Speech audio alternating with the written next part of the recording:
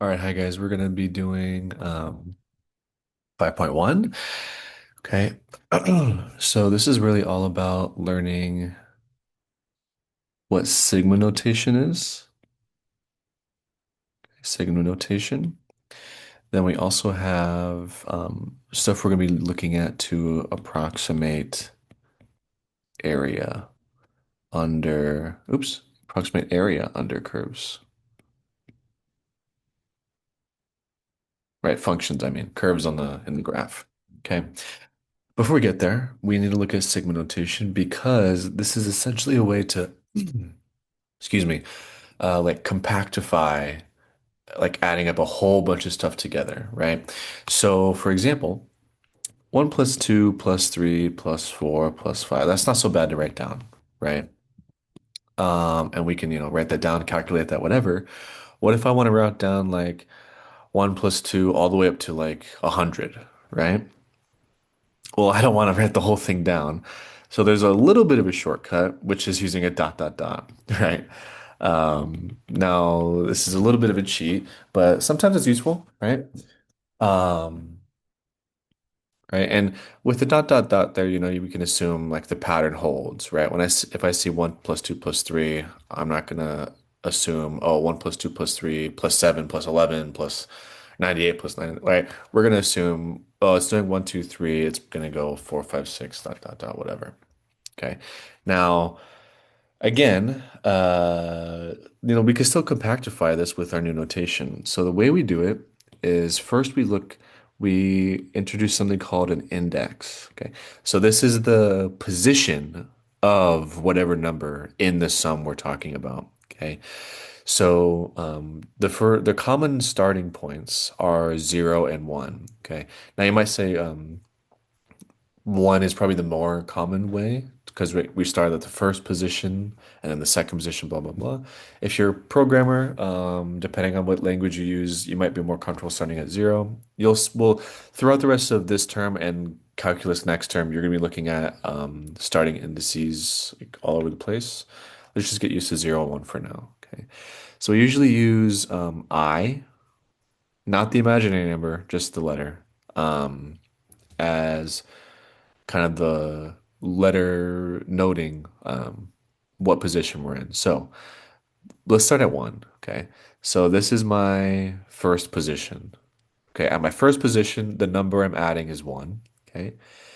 Then my second position, the number I'm adding is 2. Then my third position, the number I'm adding is 3, right? So the black is the actual thing we're adding, but the red, the index, is the position of the number. Okay. Now, it just so happens that they're the same. Okay. Now, when we compactify this, we use a capital sigma Greek letter. So it really looks like that. Okay. But for the rest of the class, I'm just gonna draw it like that essentially. Okay. I might get a little sloppy with it. If you feel like drawing the little lines there, cool. Okay. Now, there's three parts of this. So there's an upper bound and a lower bound for our positions, for our index, and then the stuff that we were actually summing together that goes in a box in front. Okay. Kind of like the integral, okay, where we have an integral and then stuff goes in here. Okay. Um, Kind of the same idea. Now, uh, first, let's look at our index. So the first index is 1 and the last index is 100. Okay. So here I'm going to put I equals 1. So on the bottom is the lower bound, the smallest I can be, and then 100 as the upper bound. Okay. Yeah. And then with this sigma notation, it by default, it goes by 1 every time. So when we're doing this, we're talking about 1, then 2, then 3, then 4, all the way up to 100 for our index. Okay. Now, what are we actually summing? Okay. Well, in this case, well, in general, it will be some expression involving I, the index, again, not the imaginary number, the index. Okay. The way we get to it is we want to look at the thing we're adding in relation to the index and figure out how can I connect my thing I'm adding to my index? Okay, what expression can I find? What pattern can I find? Okay. In this case, again, they're the same, right? The number I'm adding is the index. Okay. So here, we'll just put the letter I. Okay. All right. So this is how we do that. So again, what is this saying? So let's pretend we don't have that left-hand side. We don't know it's 1 plus 2 plus 3 all the way to 100. Let's say we're just given this sum here, okay? So to make it a little different, maybe I'll do 50 of I, okay? What is this saying? While we're getting used to it, it might be a good idea to actually list out, okay, I equals 1 for this position, then 2, then 3, all the way up to 50, okay? And then sigma is a sum. Okay, we're summing these together. No minuses, no multiplication. We're adding these terms individually. So I know in between all of these positions, I have plus signs. Okay. So I'm writing all this down in practice. You don't have to do it. I just want to be ultra clear what's happening. Okay, so when I equals 1 for that first term, I'm looking at my expression that I'm summing together and I plug in I equals 1. Okay. So I plug in I equals 1. That's just 1. Okay. Now for 2, I plug in 2 to that expression that I'm summing and I get 2. And then 3 all the way up to 50. Okay. And this is how this works. Okay. So this is how we write it down for general, or not general, specific, like the specific sum, adding up 1 plus 2 all the way up. In general, we write it I equals 1 and then n for an unknown ending point, right? So we're doing this in general, right? Then we use a sub I for the general unknown expression, okay? So again, this is a1 plus a2 plus a3 all the way up to an, okay? And these subscripts are just denoting the index, the position. Okay, not an exponent, not multiplication or anything like that. It's like an exponent, but on the bottom instead of the top, right? So it's called a subscript. Yeah, and an exponent is actually called a superscript. We just don't often, refer to it like that. Yeah, and then the A's, the A1, A2, whatever AIs, those are, whatever numbers. Okay.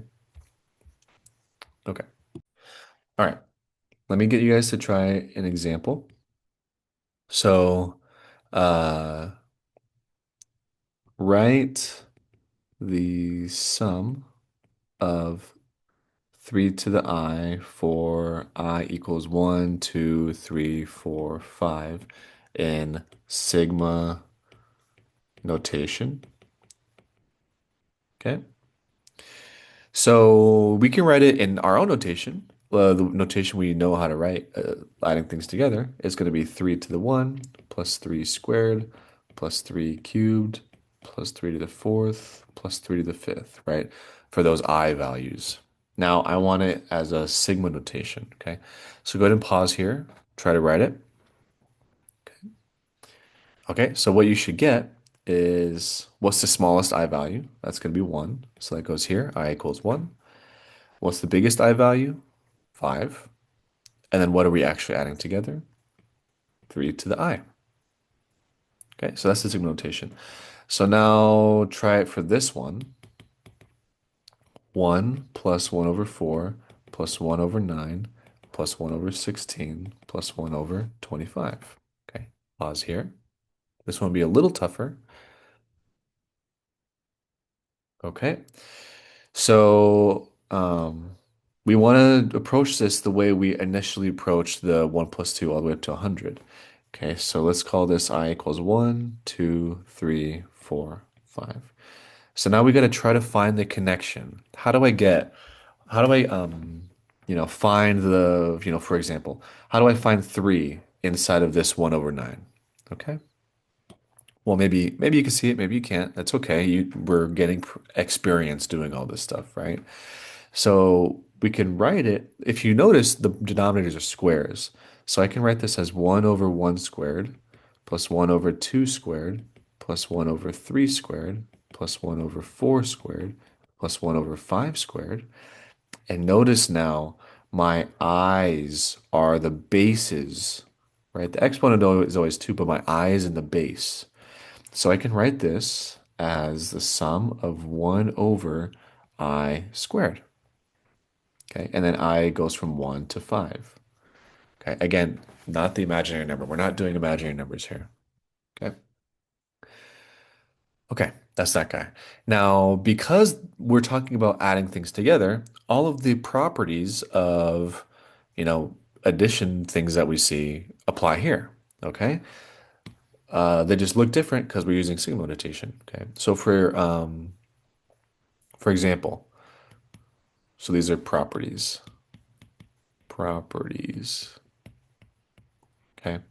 So for example, if I'm adding I equals 1 to n of c, notice there's no I in there. So if I try to plug in i's, nothing changes. I just get c plus c dot dot dot plus c. How many are there? Well, there's n of them, right? So my position here is 1, 2, 3, all the way up to n. There's n c's. That's just multiplication, right? If I add something to itself n times, that's n times c. Okay. Two, if I have another sum, okay, but this time it's c times whatever terms I'm looking at, right? So this is c a1 plus c a2 plus dot dot dot plus c a n. I can factor out the c, a1 plus a2 plus dot dot dot plus an. Okay. What's that on the right-hand side? That's c, and then the sum I equals 1 to n of an. Okay.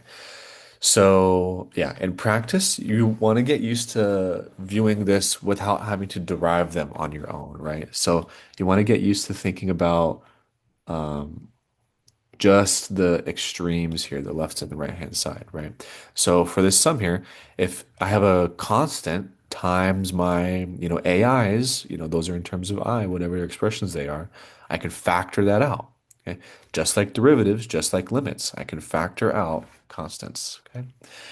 Similarly, if we have a sum, I equals 1 to n of ai plus or minus bi, we can break those apart, just like with derivatives and limits. Okay, so I equals 1 to n of ai plus or minus the sum I equals 1 to n of bi.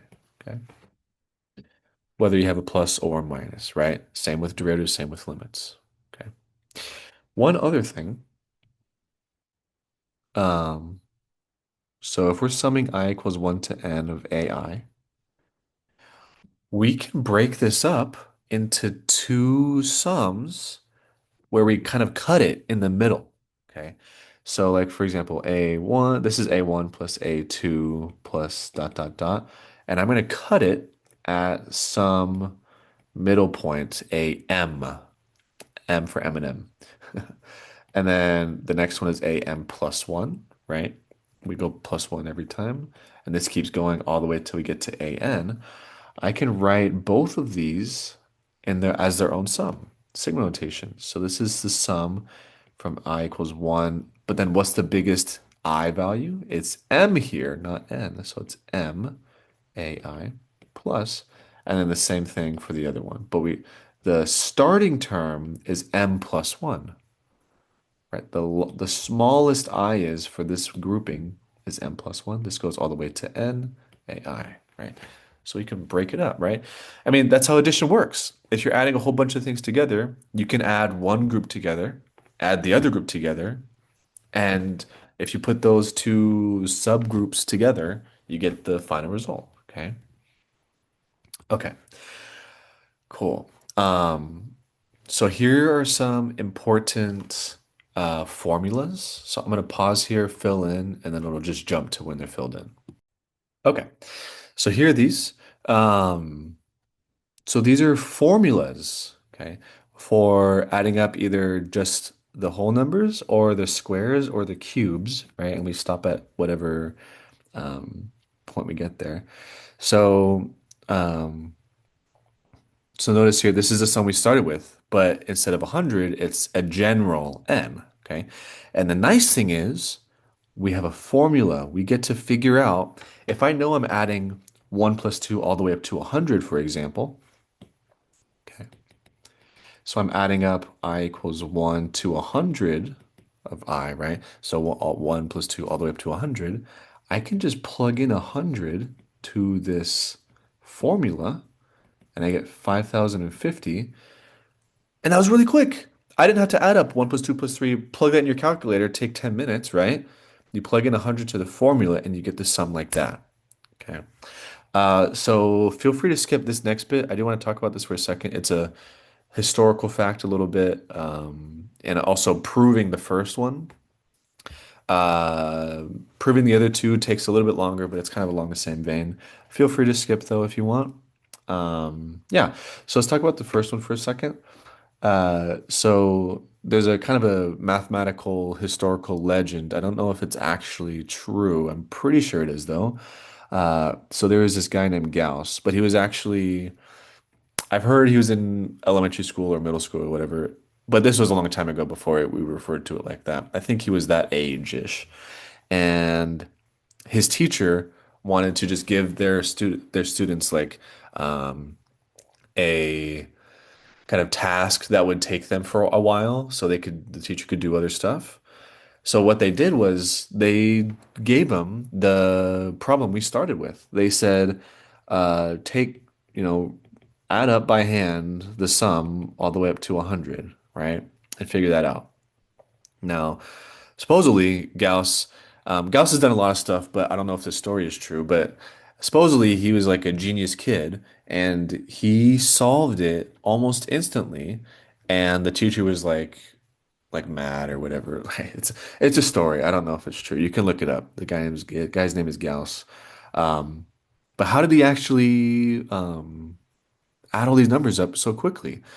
Well, he got the formula, but the question is how did he get the formula, right? What he did was he said, okay, I'm not going to look at just the sum. I'm going to look at two copies of the sum, right? So what I'm going to do is write the sum forwards and backwards. And then what he did was, okay, so this is double what we want, right? This is two versions of our sum I, so we're going to have it at the end to get the real value. So what he did next was notice if you look at the columns, they all add up to 101. They all up to 101. So this is 101 plus 101 plus 101 plus dot dot dot plus 101. Okay. And we know how to add that up, right? That's the definition of multiplication, right? You're adding up the same number over and over again. That's multiplication. The question is how many times are we adding it together? Well, we're adding it together 100 times, right? There's 100 columns, right? One, two, three, all the way to 100. So this is equal to 100 times 101. Hopefully you guys see the formula hidden there a little bit, right? This is our n value. This is n plus 1. But again, this is double what we wanted, right? This is two times the sum, so we have to have it, okay? So our sum is 100, 101 over 2. Okay, and that's how we did it, supposedly. Okay, and that's actually how we derive the formula. Just we don't stop at 100. We in the place of 100, we look at n, right? So all the columns add to n plus 1, and there's n of them. So it's n times n plus 1. But then we have to divide by 2 because we looked at two versions of the sum added together. Okay. The other ones take a little bit longer. I'm not going to prove them. You can look them up, like look up sum of squares formula, sum of cubes formula, proof, something like that. You can find it. Okay. Okay. Story, tangent, history, whatever, over. Okay. So let's look at using them. Okay. So for example, let's look at sum I minus 3 squared for I equals 1 to all the way up to 200. Okay. So first of all, write this in sigma notation. Just go ahead and take like a couple of seconds, pause the video. What you should get, kind of simply, is we're adding up this expression, and the smallest I value is 1, the biggest I value is 200. Okay. Now I see I minus 3 squared. We can FOIL that. Okay. So make sure you're still fresh on foiling. Okay. Don't get rusty on that. You don't just distribute the square, you got to do the whole I squared minus 6I plus 9. Okay. And I put all that in parentheses just so we know all of this is in the sum, right? Okay. Now remember what we can do? We can break sums apart. So this is I to 200 of I squared minus sum of 200 is 6I plus the sum I equals 1 to 200 of n, or 9. I don't know why I said n. Okay. Okay. We could factor out 6 for this guy, for the middle one, excuse me. Um, but now we should know how to find, or maybe not we should know. We have learned all the tools we need to find this sum. Okay. So notice here, this is the sum of the squares. So plugging in 200 to the formula, we get 200, 201, and then 401 divided by 6. Then we have minus 6 times the sum of I. We talked about that. That was the proof I did. So that's going to be, maybe I'll do parentheses here, 200, 201 over 2. And then plus 9, there's no i's in that. That's just the constant. So this is just 9 plus 9 plus 9 plus 9 plus 9, 200 times. So that's 200 times 9. Okay. Sweet. Now we can, do all the algebra here. I'll let you check it. Okay. So yeah, I'll let you check that. The answer is 2,567,900. Okay. Just plug in your calculator. Be careful of parentheses, things like that. And that's what you get. Okay. So go ahead and try this one. Sum I equals 1 to 6 of I cubed minus I squared. Okay. So think about all the stuff we did, breaking sums apart, using the formulas, right? Okay, hopefully you paused and did it. Let's do it really quickly. We can break the sums apart. So minus, and then I equals 1 to 6, right? So again, the first sum is 1 cubed plus 2 cubed plus 3 cubed all the way to 6 cubed. The second sum is 1 squared plus 2 squared all the way to 6 squared, right? And we're subtracting them. Now we can plug in the formula. So the formula for the cubed is 6 squared times 7 squared over 4.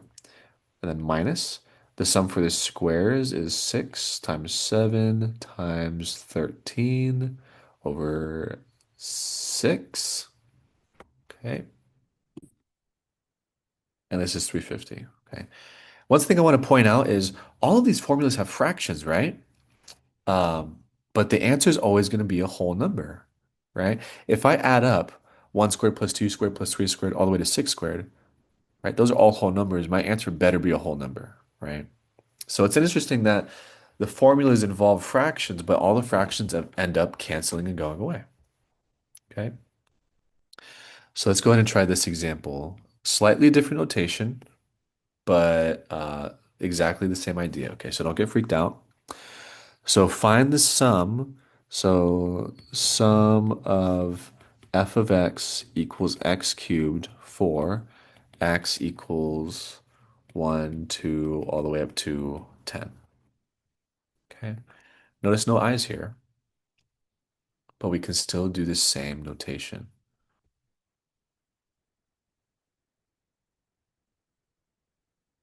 Okay, hopefully you paused. So this is going to be a sum. The smallest value is 1. The biggest value is 10. Um, some of you may have used x as the index. We don't like x as the index. because x is a continuous variable, generally speaking. So we're talking about x, could be anything on that continuum between 1 and 10. For whole number, variables, we use I or k or n, okay, in general, right? Of course, there will be exceptions, but yeah. For us, let's keep using I, okay? And it's just I cubed. It's just I cubed, okay? And then we have that formula. So that's 10 squared times 11 squared over 4. And that is equal to 3,025. Okay. Hopefully we're set now on signal notation. Let's look at approximating area. Approximating area. Okay. So what's happening here? So what we want to look at is area under a curve. So maybe I have a function that looks like this. Okay. Okay. And I want to find the area under this curve on some interval. So maybe I'll look at this interval here. And we generally refer to the endpoints as A and B. Okay. What we're going to do is approximate it. Okay. How can we approximate this? Is my drawing diagonal? That kind of sucks. Okay. Can I rotate this? Give me 1 second. Okay. Cool. I redrew it. I hope this is more straight. I think it is. Okay. So we're going to approximate it. And we're going to approximate it using probably the simplest shape to find the area of a rectangle, right? So we're not going to use squares. We're going to use rectangles because the heights could all be different, right? So what we're just going to do is we're going to cut this up into little, I'm going to make them a little bigger, just so we can see what's happening. Okay, so equal length rectangles. Okay, so some of them are going to overlap. Okay, like go over the function. Some of them will go under. It'll be different for every function we do. This rectangle is about there. Okay, right. So we could find the areas of rectangles very easily. Okay, and notice this is a pretty good approximation, right? If you think about it, if I use smaller rectangles, all of these little hanging over bits or the gaps, they'll get smaller and smaller, right? So that's how we're going to find the actual area is we're going to do a limit as the width of the rectangles gets smaller and smaller and smaller. Okay. So yeah. So what are we going to do? Well, in general, I drew here 7 rectangles. In general, we're going to talk about n rectangles, right? For any number of n. So n rectangles. Okay. So then what is the width of each rectangle? Okay, well, first of all, what's the width of the whole thing? Okay, so the width of the whole thing is b minus a. Okay, so length of interval equals b minus a, right? If my left endpoint is 1, my right endpoint is 6, the length of it is 5, right? 6 minus 1. Okay, now we want to split this into n rectangles. Okay, so the width of rectangle is going to be b minus a over n. Okay. In our case, b minus a over 7 because I had 7 rectangles. We denote this as delta x. Okay. So this is our essentially change in x, our width of our rectangles in the x direction. Okay. We also have notation for each of the separating points.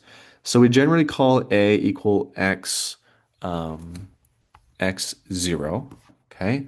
Then this is x1, x2, right? These are unknown x values because we're talking about an unknown number of rectangles. Okay. And then this is going to be x7. Okay. So in general, this goes from 0 to n, not 0 to 7, right? Okay. And then on a similar vein, how big is a rectangle? Well, for example, look at this rectangle. What's the width of that rectangle? It's x6 minus x5, right? Well, that works for all of the rectangles. So this delta x is also equal to xi minus xi minus 1, right? So x6 minus x5, x4 minus x3, right? Yeah. Okay. So um, that's kind of the width of the rectangle. Now, because delta x is the like kind of the formula is the b minus a over n. That's the general formula for the width of the rectangle. What I want is a formula for xi in general, right? In terms of b and a and n, right? Because we can get those from the picture pretty easily. So I want a formula for xi. Okay. Well, xi is this distance here. Let me do the pink. Right. So when you look at x4, how can I get that distance there, x4? Well, it's going to be our starting point, x0. So we have to start at x0 plus however many rectangles I move to the right, right? So x0 gets me from the origin to kind of where we start our interval. Then I add one, two, three, four rectangles to get to x4. Okay, that's not a coincidence. The number of rectangles we add is exactly the index of xi. Okay, so for x4, right, it would be x naught or x0 plus 4 delta x, right? 4 times the width of the rectangle. So for xi, it's I times delta x. Okay. Now this is cool. That's an expression just involving I and b minus a, which we will know from the picture, and n, I will tell you use this many rectangles, right? So that'll be given as well. So all of this is given information. X naught or x0 is a, I is the index that we're talking about, and then delta x, you'll be able to find that. Okay. So then let's get the approximation. So the area under the function on the interval a to b is approximately, okay, so let's use sigma notation here. First of all, let's look at my I values. What's the smallest I could be? What's the biggest I could be? Well, let's take a look at our picture, right? In our case, n is 7. So the biggest I could be is, in that case, 7. In our case, n. And then the smallest I could be is 0. Okay. What goes in the function though? In the sum, excuse me. What goes in the sum? Okay, well, we have to get a formula that ties all of these rectangles together. So let's look at one particular rectangle and see what happens. Um, maybe what color should I use? This one, maybe. So let's look at this rectangle here. Okay. How do I get the rectangle area for that? Okay. Well, the width is easy. We've talked about it. The width is delta x, right? It is b minus a over n. We'll write it as delta x. The height, though, what's the height? Well, notice here, the height of my rectangle, right, this top bit, hits my function right there. So what's the y value of that?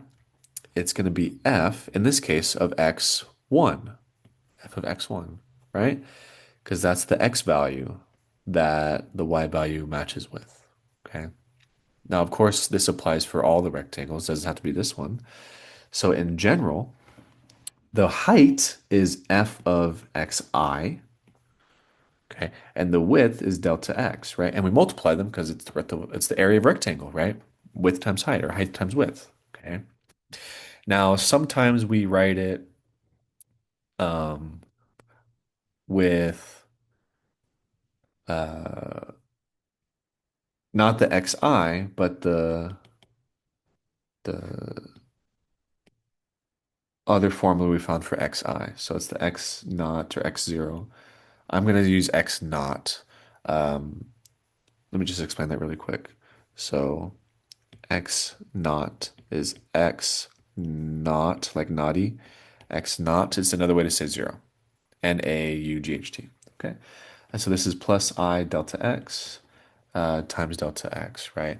I think in general, we will use something that looks like that guy. Um, but of course, we do have that formula for xi. Okay. So that's our approximation for the area. Of course, it's not great, like you see our picture, um, but we can make it better. Before we get there, though, we have something called left endpoint, excuse me, and right endpoint approximation. So in our picture, maybe if you learned this before, or maybe if you're really thinking about it closely, you might have noticed a slight error I made. Um, what error did I make? Well, let's look at the last rectangle in our example, this guy here. So what's the area of that rectangle? Well, just like we talked about previously, that left endpoint x6 defines the height. So the height would be f of x. The height would be f of x6. Okay. Notice that's not my last value, 7. It's one before. Well, in the sum here, I went all the way to n, right? So this is, whoa, um, that was weird. This is, God, let me pause 1 second. Okay, so this is f of x naught times delta x, right? The width of the first rectangle plus f of x1 times delta x, and this goes up. So for us, we had n equals 7, but notice the last rectangle was x6, right? So this really needs to stop at x and minus 1 delta x. But notice my sum there goes to n. It goes that extra step. Okay. Now, since this is approximation, it doesn't really matter, but this is actually what we call the left endpoint approximation. My rectangles are defined by their height using the left endpoint, right? So for all of these rectangles, look at the left side of the rectangle, and that's where the height comes from, right? So my height is here, my height is here, right, for that rectangle. So that's a left endpoint. We could draw a similar picture with a right endpoint, okay? So we're going to go ahead and fix this and make it n minus 1, n minus 1. This is the left endpoint approximation, okay? So it's the f of xi times delta x, right? It's the width of the rectangle, but the index goes from 0 to n minus 1. For the right endpoint, it probably will make most sense with a picture. So let's draw a picture very quickly. Similar function, bounds. Okay, bounds A to B. But now if we make a rectangle using the right endpoint, this would actually be the rectangle for the right endpoint, right? And then another rectangle here. What the hell? Okay, hopefully I fixed everything. So yeah, we get right endpoint rectangles kind of defined like this, right? My rectangles don't look the same width, but I'm just showing you guys that's kind of what it looks like. It's the right endpoint. Okay. So notice here, so this is x naught, this is x1. Oh my God. Give me 1 second again. Okay. Yeah, so this is x1, x2, x3, x4, whatever, whatever. So notice my first rectangle, the height is determined by x1, not x naught, okay? So right endpoint approximation. So this is our sum, I equals 1. And then what's the last value? Well, since we're doing right endpoints, my last rectangle will be x n. Okay, so this will go 1 to n, and then it's f of xi delta x. Okay, so notice the inside's the same, but depending if we're doing left or right endpoints, we have different starting and ending indices. Okay, okay, so let's actually try it. Okay, let's actually try it. So let's do an example.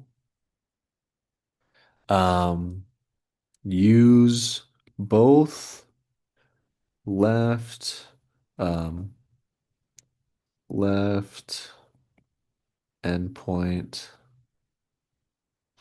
and right endpoint approximations. Feel free to speed up while I'm writing this down. To approximate the area under the curve f of x equals x squared on the interval 0 to 2, and then we're using n equals 4. So remember, like I said, we're given the interval, we're given the number of rectangles, okay? So we can draw a picture, but we have the formulas, so we don't actually need the picture. Okay, I'll draw the picture for you just so you can see it though. So we're doing the interval 0 to 2. So what does x squared look like? So it's the parabola, right? So let's call 2 about here. Since we're doing 4 rectangles, I would recommend you guys always trying to draw the function if you can, right? Um, okay, so that's 4 rectangles. Cool. Let's look at left left endpoints first. So notice here, my left endpoint for my first rectangle is 0 because it's the origin. And then I get my second rectangle, excuse me, third and fourth rectangle there. Okay. Yeah, so for our left, not left-hand side, sorry, left endpoint approximation, we have a sum I equals 0 to 3, right, of f of xi times delta x. Okay. Well, um, what are these components? So delta x is b minus a over n. So it's the left bound minus the right bound minus the left bound, excuse me, right minus left over the number of rectangles. So that's a half. Okay. Now for xi, you could use the formula we found. It would probably be easier using the picture, right? So if we're doing 4 rectangles, that has to be 1 there. So this is a half. This is a half, right? That's another way to see the width of the rectangle. This is 1.5, excuse me. That's another way to see the width of the rectangle, though, right? All of those are a width a half apart from each other. So, so this guy is equal to f of 0 times delta x, which is a half, plus f of zero point 0.5 times a half, plus f of 1 times a half, plus f of 1.5 times a half, right? So it's the sum of the heights and the widths multiplied together, okay? And now we just got to plug these into our function, right? It's our function is x squared. So this is 0 times a half plus zero point 0.5 squared times a half plus 1 squared times a half plus 1.5 squared times a half, okay? And you can just plug that in your calculator. We call this L4. Yeah, so instead of LEA, let's call it L and then sub 4 for 4 rectangles. Okay. And then this is going to be 1.75. Okay. So go ahead and try the right endpoints on your own. Maybe draw a picture, right? Go ahead and pause here. Okay. So this is it. Right endpoints, it's the sum 1 to 4 now instead of 0 to 3. But then write the whole sum out. Um, right? So it's the 1.5, 1, 1.5, and 2. And then you plug in the function, right? The function is x squared. So we're squaring all of those values, multiplying by a half, and we get 3.75. Okay. So notice not very good, right? That's a big gap between 1.75 and 3.75. Um, yeah. So, okay. So why are we doing all this? Well, we're trying to get the area, right? So the point is we're going to take our approximation and do a limit to get to the real value, right? Think about what we did with derivatives and slopes, right? We found the slope between 2 points, right? That's the approximation of the derivative. Then we did a limit as those 2 points get closer and closer and closer, and that became our derivative, right? For this, we're going to do a similar process, but I just want to talk for a second. So this is essentially what we're doing. Now on the left-hand side, we did a, four rectangle problem, right? But look what happens as we get more and more and more rectangles, right? It's getting closer and closer to the area under the curve. Okay. So, yeah, we're gonna be using a limit. Okay. What am I talking about? So this is something called a Riemann sum. A Riemann sum. That's a guy named Riemann. Um, yeah, very famous guy. I could go on a whole tangent about that. It's whatever. Now, because we're going to be doing a limit for this sum we've been doing to get closer and closer to the area, it doesn't matter if we use left or right endpoints. They're both going to tend towards the actual true area. So we're just going to use the right-hand endpoints. Um, so our area is approximately I equals 1 to n.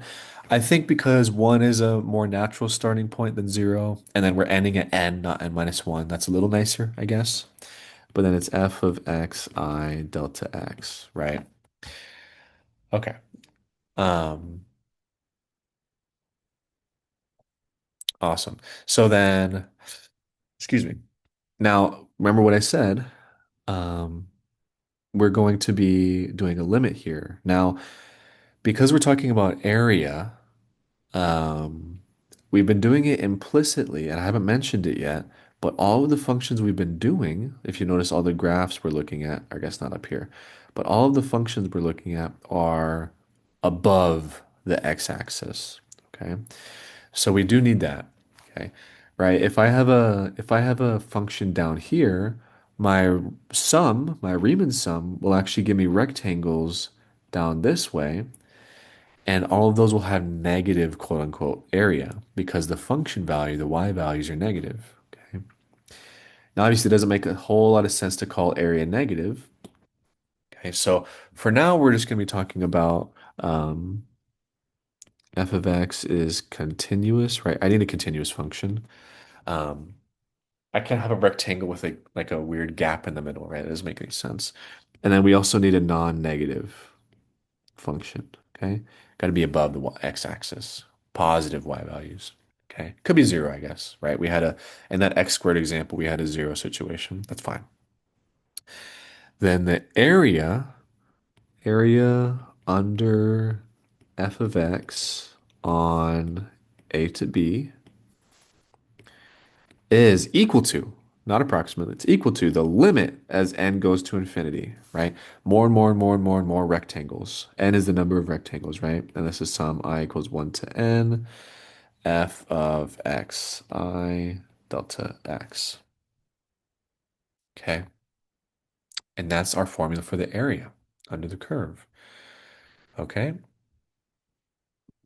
Um, okay. So let's try an example of finding the area. Okay. So let's look at the area under f of x equals x squared. Okay, so that's continuous. That's non-negative, right? So we're good there. On 0 to 2. Okay. Notice now, I'm not giving you a number of intervals or number of rectangles, excuse me, because we're going to use n, a general n, for the number of rectangles, and then do the limit. Okay, so let's see what happens. So again, I guess we can draw it, right? So 0 to 2, so there's x squared, 0 to 2, right? But now we're not going to split it up because we're looking at any number of rectangles, okay? So delta x is b minus a over n. So b minus a is 2 minus 0. So 2 over n, okay? N is in the formula. That's okay. What about f of x I? Okay, so f of x I. So here we'll use the formula we talked about, x naught plus I delta x. Okay, so one way to think about it again is we start at our first point. and then we go however many rectangles along we need to go to get to xi. Okay. Now we know x naught. That's the first, that's the lower bound. 0 and x naught, those are the same. Right? It might not always be 0, but it's the lower bound. Okay.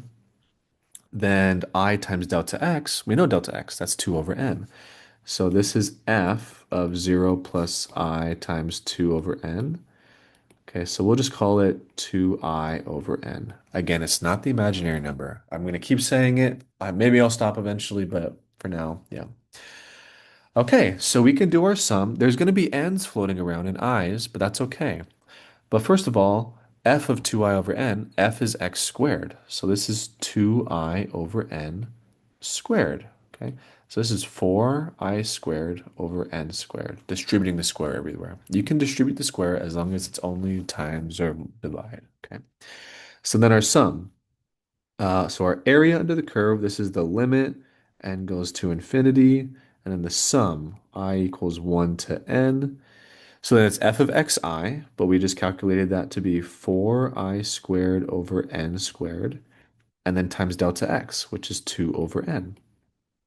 Okay. Now remember, if it's a constant multiple, right? It's not nothing to do with I, right? I is the index, so um, yeah, if it's a constant multiple, we can factor it out. Okay. So notice here we have a 4 and a 2. That's an 8 constant multiple. And you have an n squared and an n. Okay. Now I'm going to write it once more just to be ultra clear. It's 8 over n cubed times I squared. That's a constant multiple. So this is limit n goes to infinity.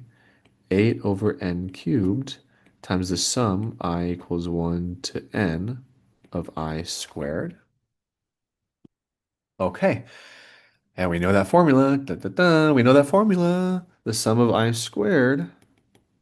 What's the formula? 8 over n cubed.